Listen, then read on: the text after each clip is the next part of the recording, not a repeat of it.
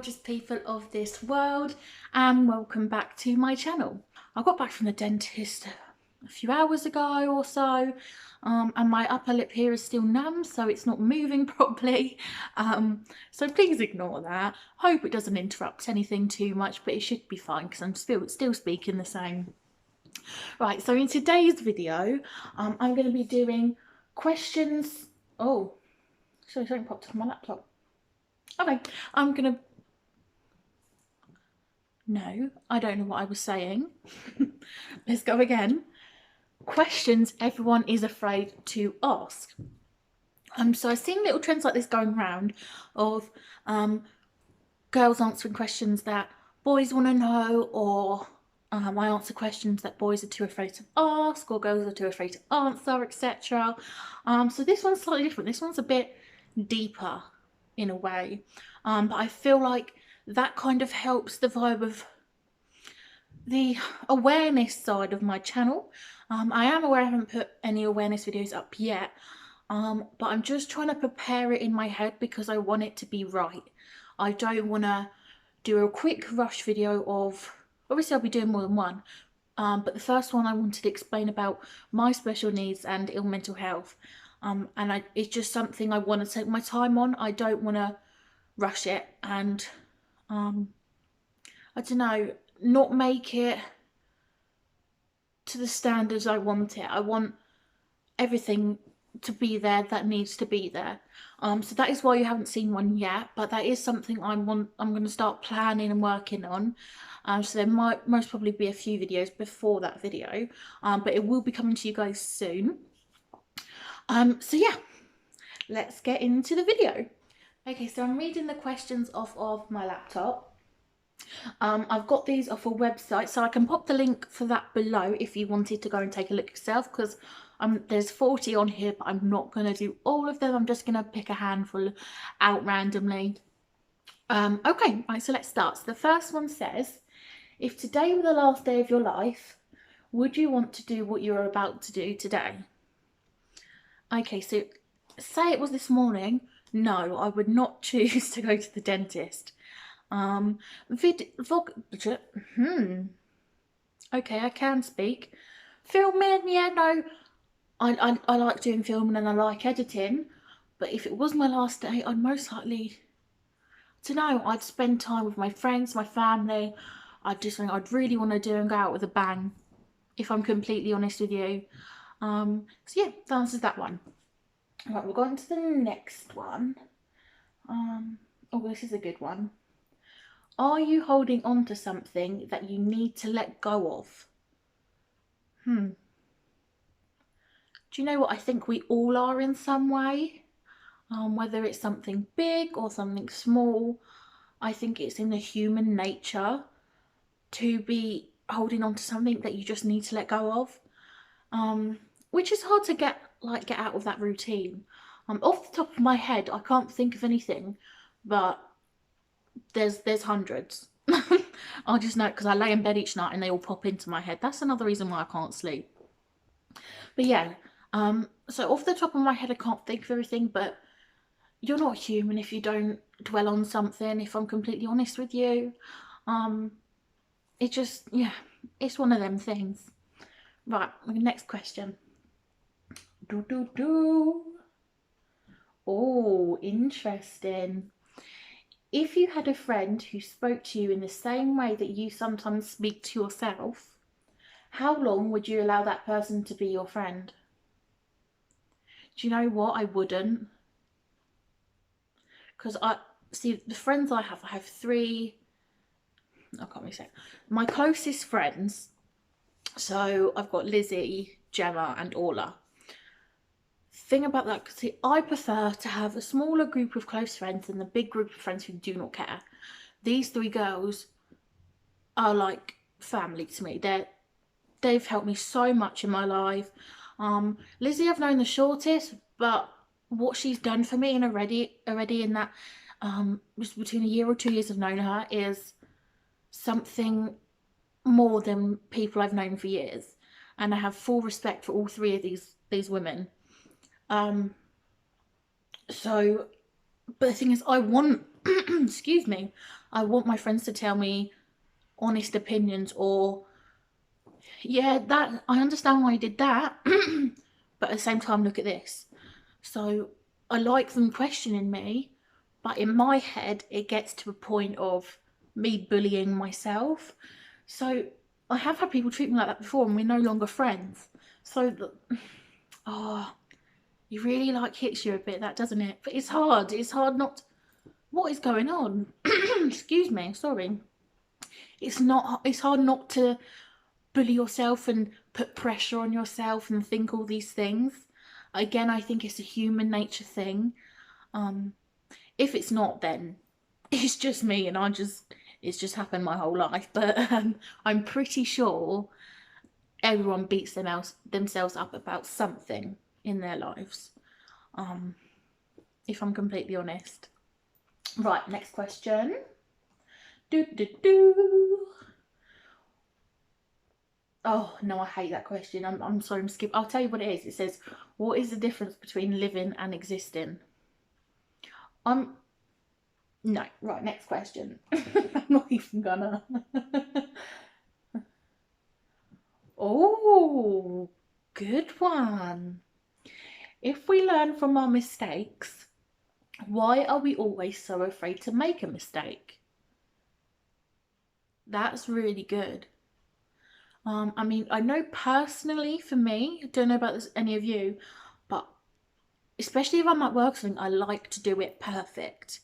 At school, it was a completely different story, but at work, I have this mindset of, I'm here to do this, this has to be done right, this is how I'm doing it. I will find, if I've got nothing to do, I will find something to do. There's always something to do. I have to do it right, I have to do it to my best standard.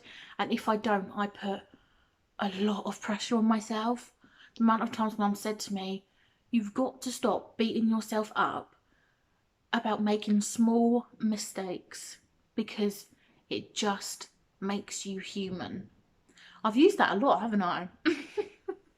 Oh well, but honestly, that's all I can say for that, really. I mean, it's hard because that's a really good point, and I think if you're watching this, you should definitely take some of these questions and pop them into the way you live your life, because it can help you live a more confident, happy life where you're not doubting yourself so much and putting all this pressure on yourself to be this perfect human being, because no one is perfect at all.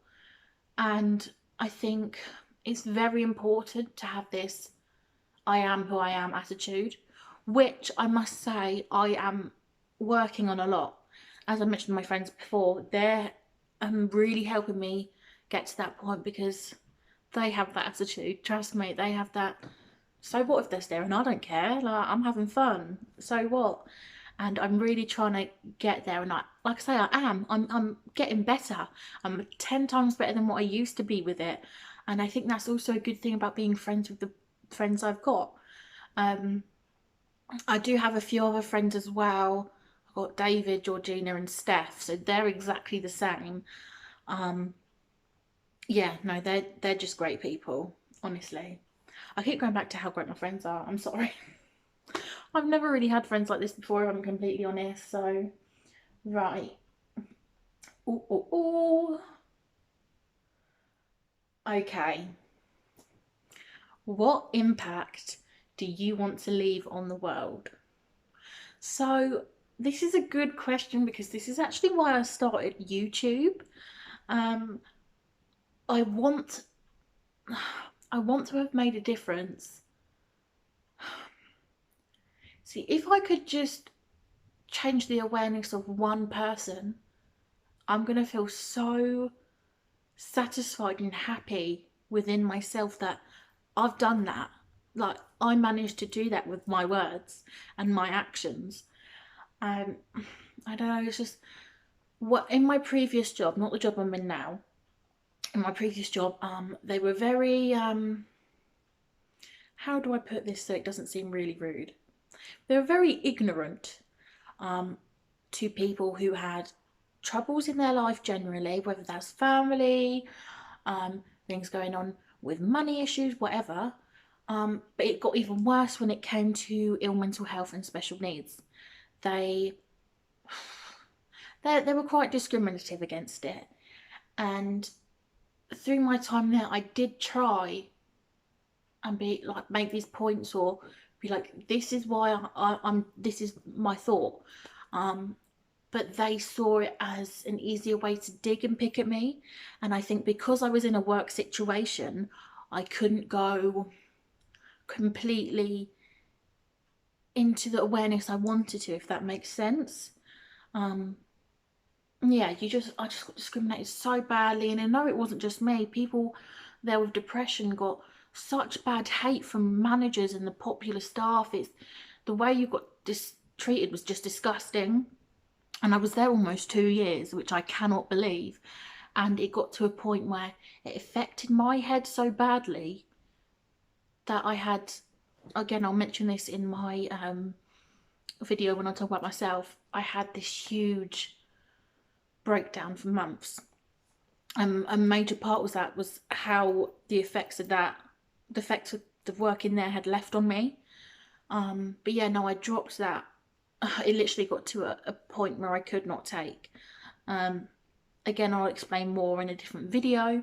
But I'm so thankful to have the job I have now because they're amazing, honestly. They've said to me, we don't know much about autism and we don't know much about ODD, but we want you to teach us, especially if we have staff like you in the future. And that, to me, I admire them for saying that. And I shouldn't have to. I shouldn't be like, wow, like someone cares, because everyone should be aware of what these things are about. And I don't know.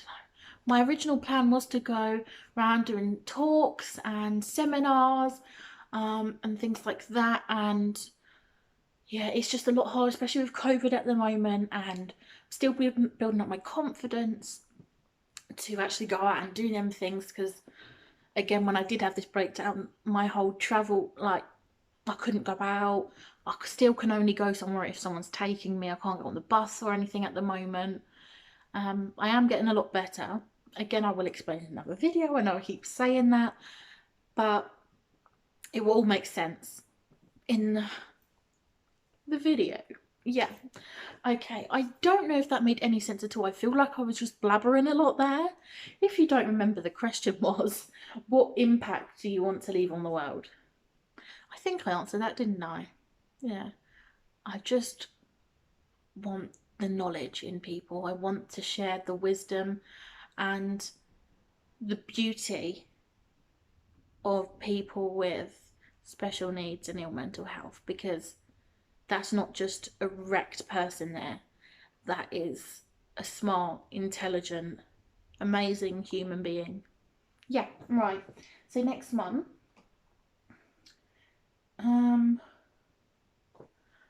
oh, I'm gonna skip that. That's just no. Trying to find like another good one. Okay, so I found my next few. I think I'm gonna do 3 more and we'll end the video there, because I don't want to make a too long video and get you all bored or anything. Okay, so the next one says, if you looked into the heart of your enemy, what do you think you would find that is different from what is in your own heart? Which is a very good question, because it depends on how that enemy has treated you or how that enemy behaves. Not naming names here, but an ex-friend of mine who didn't treat me very well, I'm just going to use her as my thought basis. Again, this could be different for the person it is or the person you are, but I'm just going to use her as a figure. I feel like I would see a lot of hurt and desire to be wanted and listened to. I think she was like, I don't know, I just feel like there's a lot of wanting to be loved, but where she hasn't had that, it's just this shield of, I'm gonna do this, I'm gonna do that, I'm gonna kick out everyone unless they're on my level. So for example, say she went out drinking, or and she ran into someone and was picking on them. If I wasn't there picking on them with her, to her that's a bad sign. But for me, I'm not gonna do that. That I I have so much care towards how other people feel. Um, which again, I'm not perfect with always, but I can't be. But there's something in my heart that just goes, if I feel like I'm being slightly mean or anything, and I'm going, I'm so sorry, I'm so sorry. But I think that's the difference. It's the way we've been brought up is completely different. So that's what I believe in that situation. Again, I'm not going to name this person, and I'm not going to tell you what they've done or who they are. It was just a basis figure. But yeah, no, I feel like the way I have been brought up, it has taught me a lot of love, a lot of care, politeness. I'm not saying they're not polite or anything. I'm just saying the way I've been brought up is, yeah, and to stand up for myself. I've only not picked on people. I've only been bad to people.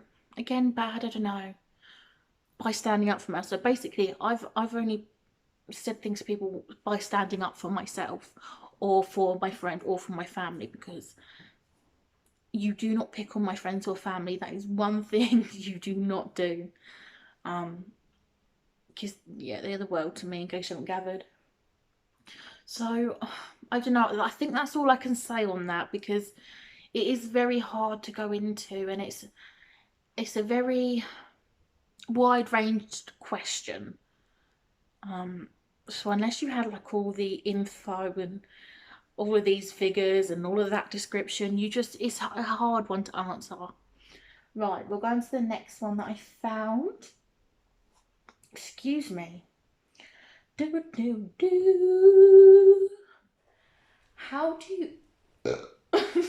I'm so sorry. How do you know whether it's time to continue holding on or time to let go? Excuse me, sorry. Just had a Costa, that might be it. Um, I'm not very good at things like this. Um, my emotions don't work the same as an ordinary person's. And neither does my thought process and the way my head works. All my wiring is completely different in my brain, if you could say that, if you like to think of it like that anyway.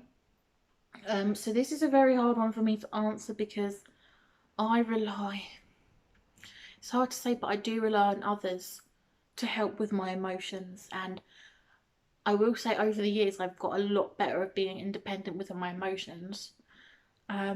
Like for example, Mum told me she remembers the first time I told her I loved her, because I'd never said it before. She'd never seen emotion like that from me. Like, yeah, I cry, yeah, I get upset, but that's not what I mean.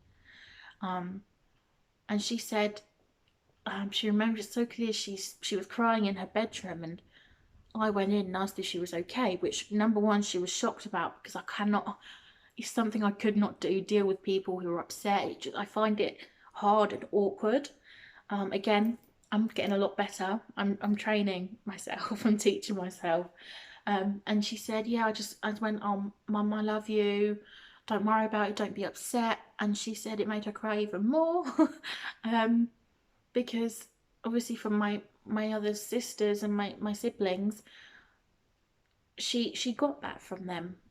On a basis, she got the emotion, but from me, she never did. And yeah, she just said it was a moment that she won't forget, which I'm getting a bit emotional. Let's move on. I can't deal with it anymore. So yeah, no, I've never been in a position, apart from when my dog died. Again, completely another story. Please, I can't deal with too much emotion today. Never been in a position where I've lost anyone or anything close to me. So it is, it's a hard one. I don't even know if I'm on along the right lines with it anyway, but oh well, next one. I think we'll make this our last one. I'm not answering this one. Why do you matter? No, thank you. Oh, good one. How many of your friends would you trust with your life? So the friends I have named in this video, all of them, I would. And I'm not just saying that to be like, hey, big up my friends, I've got amazing friends, like, look at me. Or also they go, oh, she's really nice for saying that. No, I genuinely would trust them with my life. And my mum does too. So if you know my mum, she is very protective over me, particularly because I can get very vulnerable, and I can get myself into situations I'm not aware that I'm getting into. So if I'm going out with this friend, she'll be like, who is it? Where are you going? I need times, I need this, I need that, I need that. However, there's 3 people, but the 3 people my mum would have no hesitation of me meeting up with or coming around. So I could be like, oh, Mum, Gemma's coming around. She'd be like, cool. Whereas anyone else, she'd be like, okay, who are they? Where did you meet them? Could be like, oh, I'm going around to Lizzie. She's like, okay, have fun. Do you need a lift? Just keep in contact. Let me know what you're doing. So yeah, Lizzie, Orla, and Gemma. My mum trusts them with my life, which is a pretty big statement. Not okay, maybe not life, but she trusts them because of how the kind of people they are and how trustworthy they are, how thoughtful they are with everything I go through. Yeah, just the way they've presented themselves to me and my family is something my mum holds on to, and my mum's not one to give anyone a free pass when it comes to the safety of her children. So yeah, no, it's very rare. Okay, it's very, oh my God. It is very rare for her to have a trust with one of my friends unless she's known them for a while and they've in a way proven themselves to her. If that makes sense. And it's not like a competition or a test or anything like that, just the way they are friends with me, if that makes sense. But yeah, no, I would trust all of them, definitely, 100%. Right, I feel like we've got a bit deep there, and I think I just blabbered on for ages, if I'm completely honest with you. I don't even know if half of what I said made any sense at all, but we'll see when I edit. If not, I'll throw it together anyway, and if you watch, you watch. If you don't, you don't. I had fun making it anyway. Right. Don't know what I'm doing with my hands. Anyway, I hope you enjoyed the video. Don't forget to like and subscribe, and leave comments in the comment section of any more videos you want to see, anything you want to know about me or ask me in particular. Also, don't be afraid to go message me on Instagram. I'll pop it on the screen again here somewhere. Yep. And enjoy the rest of your day. I'll see you in my next video.